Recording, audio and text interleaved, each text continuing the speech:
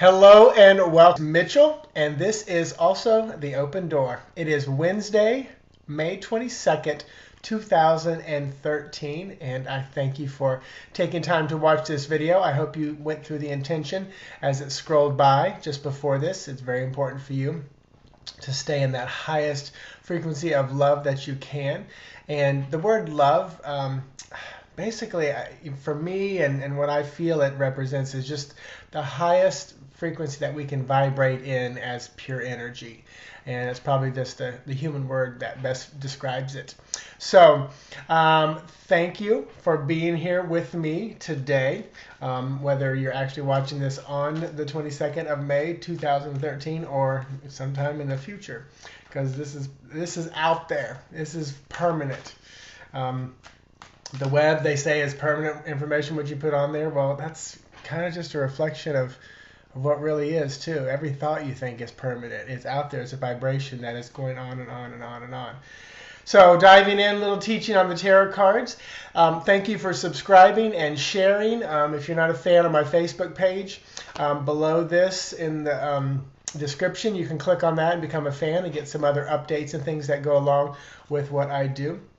You can also visit my website there as well. Check out my services that I offer. Do phone sessions, Skype sessions. I'll do a YouTube session where you don't even have to actually talk to me. I'll just give you the information back via a YouTube video. So let's go ahead and dive in. Our card for today is Page of Cups. So this card, let me just start with the basics. First of all, cups, matters of the heart, emotional things. Cups are the element of water. If you need how to remember that, think of the cup can hold water. All right. And then emotions, water, move, shift, change back and forth.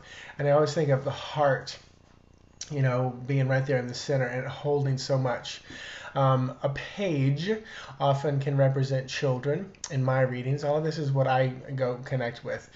Studied many different decks, read many different books and other people's definition interpretations, and they've all fostered my own definitions, which is, I think, the best way to work. And because you never, know where you are, what's going on. This way, Spirit can work with you the best. And a page, like I said, can represent children. Babies coming, they can be good news or news coming to you. My reference point for that is the page would bring news of whatever events of the day to the court, to the king, to the queen. I love the gold and kind of teal on this young man. Feels very regal, again, very kind of like Atlantean, beneath the sea type of a thought and a feel, versus, what they think of when most people think of Atlantis, they think of an underwater city versus a city that crumbled into the water many, many, many, many years ago. So, and this card has just so many different kind of meanings for me and tools for me. I don't want to say it's a vague one for me, but it can be. Today, I'm getting a sense of children and their need to be held and hugged, in the aftermath of some of the stuff that went on. I know it's that feeling is spreading across our country and the world of what happened in Oklahoma on Monday. So, just take it as a real common sense sign. Give your kids a hug today. I know schools are coming to an end, to a close right now, moving into summertime, so really utilize this time to connect with your children, and just give them that hug that they need and want and desire. Being reminded of the 5 love languages, how important that is to understand the different love languages for children. My reference point is growing up. My biggest love language is spending quality time. It didn't appear that anybody else in my family, except maybe my younger brother, was the same love language, because my parents, that wasn't something they spoke, quality time. There are 5 love languages.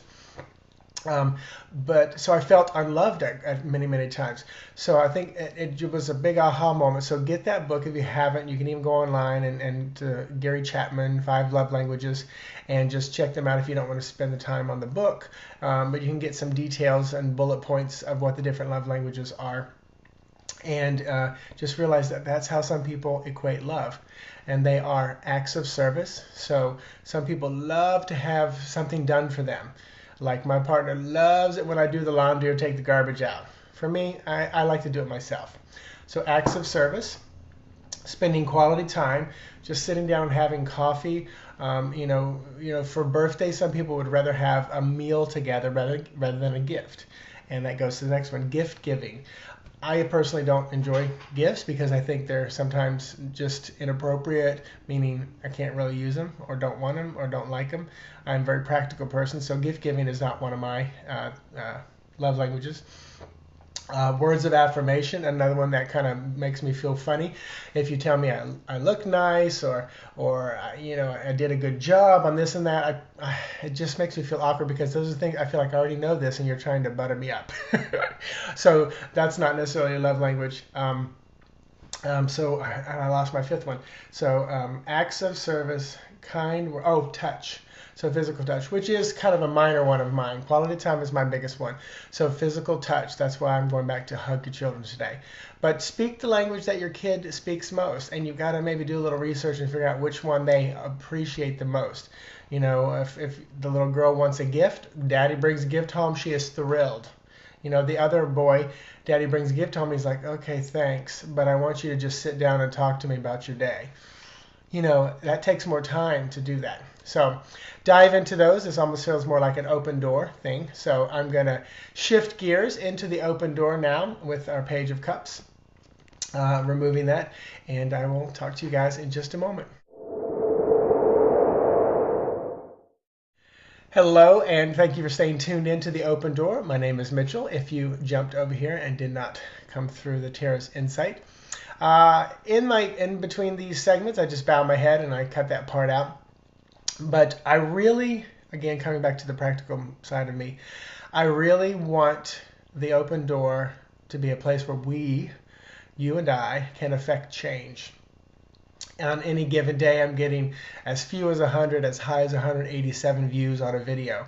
So right around 150 is about that norm and average. So there's 150 of us watching this video that our vibration, our energy, our thoughts can create change. So in this open door, when I get information from the other side, I'm asking them to give us information where we can utilize to create change in this world.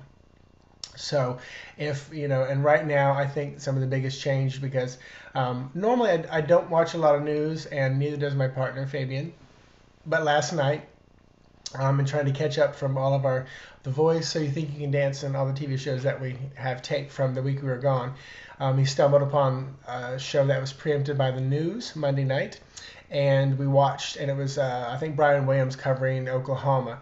And we watched about an hour of it, and it was really, really difficult for me to watch it in the sense of sometimes when you're faced with that right in front of you, especially if you're kind of empathic, sensitive, and do what I do, which most of you, I think, have that ability. Like I said, it was just tough to watch because I'm seeing that human raw emotion come out. It's very real. I'm not saying I would not be in that same kind of a state. I got to see a lot of people who I think I would be probably closest to their state. In 1976, my entire family's business burned to the ground while we were out of town, so I understand complete loss and destruction. I can say at that point, looking back, it was just stuff. We rebuilt it. Our family was safe. There are families that aren't safe, that have lost people in this devastation, and have not been to that state yet. But all of that being said, send just the highest vibration you can to that area, and you just need to send it once. If you keep tapping back into it, it's just you're bringing yourself down to some more dense, raw energy that I don't know that is necessarily good for you. And that's continuing to stay into that drama, and identifying with that, and feeling that loss, and you will see some people that speak out of a victimhood, but there were a lot of really brave, and I will say enlightened, beings on the TV, echoing, my family's safe, That was just stuff we lost. We've been here before. We can do it again. And like a pocket of people where the majority of them that were reported on was that. I know there are a lot that would have a more of a victim mentality, that it's raw, it's dense energy. So if you continue to tap back into that, it can affect you. And I would just say, send the high vibration and then walk away. You did your job. You don't need to repeat it and repeat it and repeat it, tapping back into that energy. Or it can become kind of addictive, just like a lot of the other things that we hold on to and stay tethered to rather than allowing things to pass by. So all that being said, I intend through the word that I am word, that there would be the highest vibration of love through that part of Oklahoma that was hit by the tornadoes the other day. And that there would be miracles happening on a daily basis. There would be growth through the loss. Just like any loss, you can let it limit you or expand you. And I set the intention that there would be expansion of their souls through that time and through this stuff that's going on there. So all that being said, thank you so much for watching. I say to you, namaste, and have a great day.